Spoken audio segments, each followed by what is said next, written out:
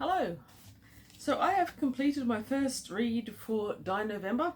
It is Brian Aldiss and Age, and I've got this old sphere book with a pretty cool cover with a apparently fully adult Tyrannosaurus Rex with his little claws emerging from an absolutely ginormous egg, sitting on a dry, mud-caked plain with a blue sky and an eerie eye coming out towards it all. This sphere novel is from 1967. It's in pretty good condition by my standards. No collector would probably be terribly interested in it, except for the one thing that we've got the bookshelf special here at the end. This is pretty cool. I like that. What else is noteworthy about this particular book is that it's dedicated to an author I'm very fond of, for James Blish, whose Cities Fly, Words Too. Very obscure. And it is endorsed in the Sunday Times by Edmund Cooper, another author I like and respect. Well written, evocative and disturbing, eminently readable. I believe that the cover, by the way, was done by Bob Haberfield. I'm not 100% certain about that. The interwebs are not terribly helpful with that. And a sphere, as often it doesn't often credit, it hasn't credited. Well, whatever. Anyway. So, Brian Aldiss. It is a beautiful, moody, verbose, in the best possible sort of way, by the way, book. And there's lots of sciencey type words. There's a lot that's good about it. So I typically both look forward to and dread a new Brian Aldiss. I look forward to them because they're always got amazing concepts, and they've got a great combination of science and imagination, and there's this fascination with innovation. I think Brian Aldiss does speculative fiction in a truly extraordinary way, very, very well. His world building and his concepts, it's all great. I dread it because I don't always understand what he's on about. That I often have to reread paragraphs to understand what he means, and that used to make me feel very stupid. Maybe I just am and I don't care. So anyway, in an age, we start with Eddie Bush, is it? He is, at the beginning, some 130 million years in the past, in the Devonian, and he's researching lobed fishes for the institute that sent him back there. Now, quite organically, Aldiss gives us a lot of information about the far future of 2070 to 2090. I'm not sure, I can't quite remember which one it was, where there's this new science of mind travel. So this involves learning a Winslow variation, and once you've memorized that and you've practiced it, you shove an ampule of something into your arm, and you can travel with your mind into different ages. And enough is given us at that point to intrigue us, involve us in the story, but not to info dump on it, which is good. So after he's romped around in the Devonian studying lobed fishes for a while, we've learned a few things. We've learned that it is purely mind travel, that the person can't actually interact with the past that they've gone to. At times, the surface of the earth in our day is higher than the surface of the earth in the Devonian or whatever, so people seem to be walking on air. Other times it's the other way and they seem to be wading through the ground. Other things like that. It's kind of cute concepts. We also learned that they have to bring everything with them because there's no actual physical interaction with things in the past. So Eddie bumps into a whole lot of other travelers and hooks up with Anne. He's a very mopey, little sad, mopey goth type, very introverted and miserable about everything. He's been doing this travel research for the Institute for a long time. This new group, they're all new to it. Anyway, Eddie and Anne hook up. The sex is as peculiar as you would expect from Aldiss, if you've read much Aldiss in the past, and from the 60s. It's a 60s vibe. Having hooked up, they grumble at each other, moan at each other for a while, and then advance into the Jurassic. Now, around about now, we learned that there's different types of time travel. You can't just go anywhere you want. It's relatively easy to travel far back into the past. That's high distance mind travel, but difficult to travel into the less distant past. Any time when there's already humans is called low past travels, and it's very difficult. We learned that Eddie has made it as far as the Bronze Age, which makes him almost a record holder for low travel, but Anne's new at it.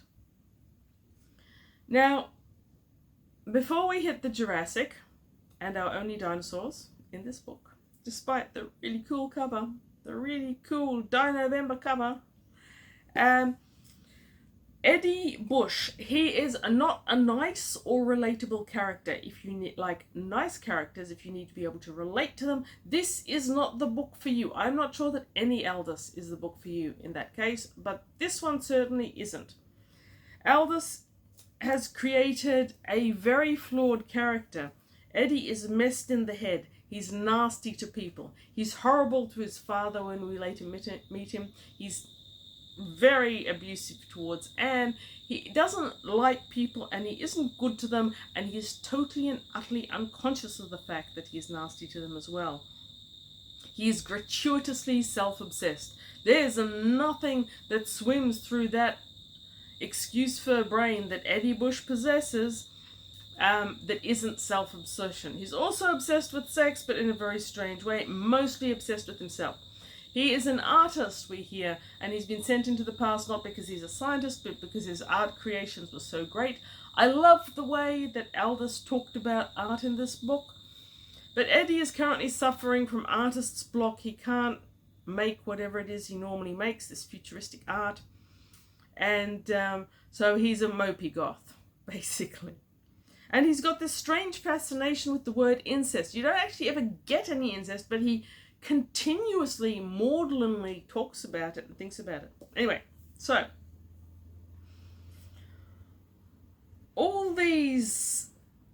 Ah, yes. Remember I said Aldiss always does science? Well, he does a lot of science in a way that I really like and is suited to his era. He doesn't do what you'd call hard science today.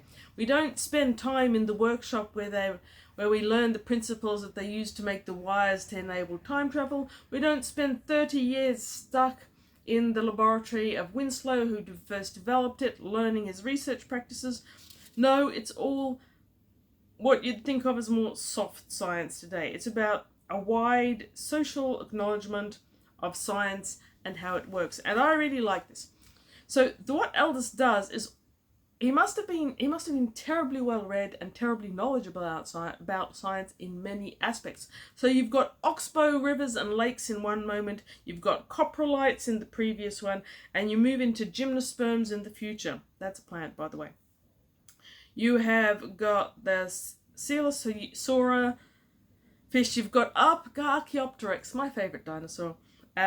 You've got theropods, you've got these strange shells that I didn't recognise the name of. Fiery Frymock? Apparently it's an ammonite type of shell. And then we finally get into amniotic eggs. We've got the second law of thermodynamics, and all of this science is thrown at you fairly often. So it's like a buffet of science, if you will, from which you pick the bits you like. I've always been fond of oxbow lakes, for example, and Archaeopteryx. So you get all that. Later on, you get a whole heap of Freud and popular writers and popular artists as well. Now, having gone back to the Jurassic with Anne, he promptly loses her because he's a meanie. And his best friend, who is also an artist, has established an in there called the amniotic egg. So we get an explanation of the amniotic egg, and in terms of evolutionary science, how important it was to dinosaurs in order to evolve from the amphibian. I always love the concept of this evolutionary practice. Amphibians, of course, need water to breed. Their eggs breathe and they need to remain moist. If they dry out, they die, which is why if you're breeding turtles or axolotls or anything like that, you need that moisture to be constant for breeding the amphibians. Now, in a huge leap of evolution, the reptiles developed the amniotic egg. So the amniosis is contained within the egg. It can dry out. It doesn't need to remain near water. Huge evolutionary step. And Bush's friend Burroughs, who is also an artist, has created this inn in the Jurassic where lots of people who are mind travelers, minders, come and congregate. And there's these fascinating descriptions of how a mind-traveling person relates to his surroundings. If he encounters someone who is from far enough away from his era, he can see them, but they'll look sort of glassy and rubbery. If they're far enough away from his era, he can walk right through them. And it's the same with buildings, geology, architecture. Later on, Eddie and to an extent Anne end up in Buckingham Palace, but so far in the past that the walls have become solid and he can't actually walk through them. So it's a really interesting mind travel concept. Now, I have become aware that there's people out there that don't love the timey-wimy stuff. They don't like time travel as a science fiction gimmick. It's possible that you will still like this if you're one of those people, because the time travel is so very heavily constrained and it's so defined and described. It's no Deus Ex Machina. You can't do anything you like with it. It works in very specific ways, which aren't always terribly well explained, and there are some inconsistencies to it. But overall, I thought it was a great concept. Okay, so Bush and Anne go back to the Jurassic. He has a run-in with Burroughs, once again proving what an asshole of a human being he is, because his friend has started creating all this really good artwork, and instead of going, hey man, that's great, I'm really glad for you, all he does is get angry and miserable and storm away in a tantrum because his friend is creating good art and he's lost his muse. Not a nice person, hey? He loses Anne, he gets beaten up, and then he ends up minding forward to his own, forward or backward, to his actual time. There are a lot of extra details here in terms of needing to carry everything that you need with you. Food, certainly. Water, they're not clear about how anyone could carry enough water. They don't go into it. But because of this lack of interaction with the past, they actually have to carry these things that breathe air from their own time into their present in order for them to exist. Like I said, not everything is terribly well explained, but it's a very intriguing concept. So when Eddie Bush returns to his era, he's been away for 2.5 years when the Institute only really sent him out for 1 year. And when he comes back, he finds there's been this whole regime change. The person, Winslow, who was in charge of the Institute, has now been incarcerated in a mental facility. The entire England has been taken over by this totalitarian regime led by someone called Bolt. The first thing that happens, he's taken for debriefing. He's told off for being there for too long and how unscientific the things that he's acquired are. And he's told that he's not allowed to resign in the current era of the regime. He has to be indoctrinated, trained properly, and sent back into the past. So this is around page 77. And here we've got this disturbing reflection on military methodology of training and on artistic inclinations and methods. And they're all sorts of mushed together as he's put through this very humiliation-based training. It's military, they teach them to march and all this other stuff that has no relation at all to the past.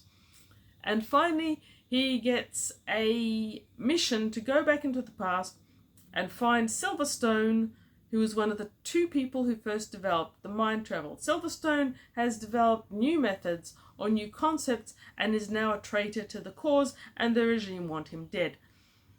When he's shown a picture of Silverstone, he recognizes him as someone that beat him up in the Jurassic. He says he's happy to accept this mission, and kind of off we go. This is the point where the book struck me a little bit, and it's worth mentioning that written in the 60s, it refers to other nations, specifically Eastern nations, in a way that would be most politically incorrect today.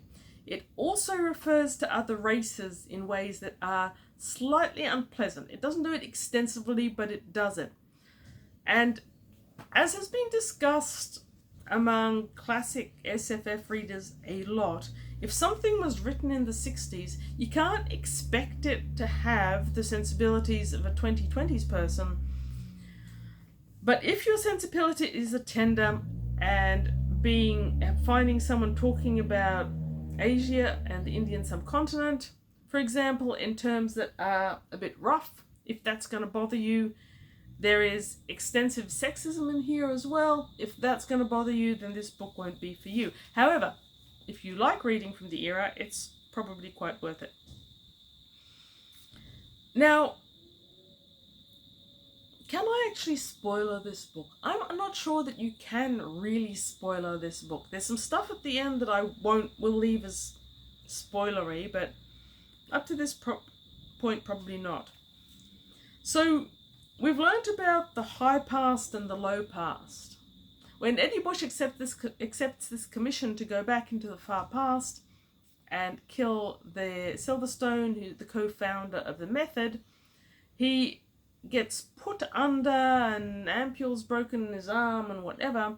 But instead of going back all the way to the point where he's aiming for, and we don't know when he's aiming for, we're given very little detail about where he's meant to go or what he's meant to accomplish. But instead of going there, he drops out really early. And without explanation, he has gone to low travel. He is now in the 1930s in England, and he's in an area where coal mining is the thing and the coal miners are striking.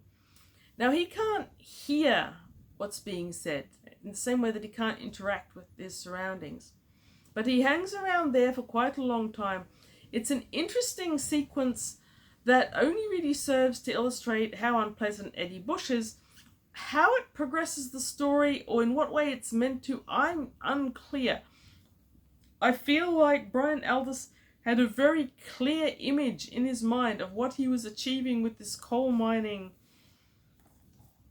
thing, but it really didn't translate into my brain in any way. However, still beautiful writing. It was actually while I was reading this that I understood something fairly fundamental about the way I read poetry from the scraps of poetry that are in here. Rightio. Eventually, he drops out of 1930, goes back in time, and we get this good imagery of when you go back, it's like being swept by a river, but when you're trying to get back to your time, it's like fighting against that river. Think salmon going upstream. I'm adding salmon in here because despite the cover, there is very, very little zoology or ecology in this book. It needs to be spiked in that way. Not Aldiss's finest ecological one. Okay, so he goes back to the past and he finds more people, and he does eventually, no spoilers yet, meet up with the Silverstone. At this point, we've got a whole heap of mention of Freud and his subconscious, artists, contemporary writers, thermodynamics, a whole heap of stuff, a lot of which I wrote down and I won't read out. But when we hit chapter 6, Silverstone starts expounding on his theory that makes him so treacherous to the regime, and it's all timey-wimy stuff.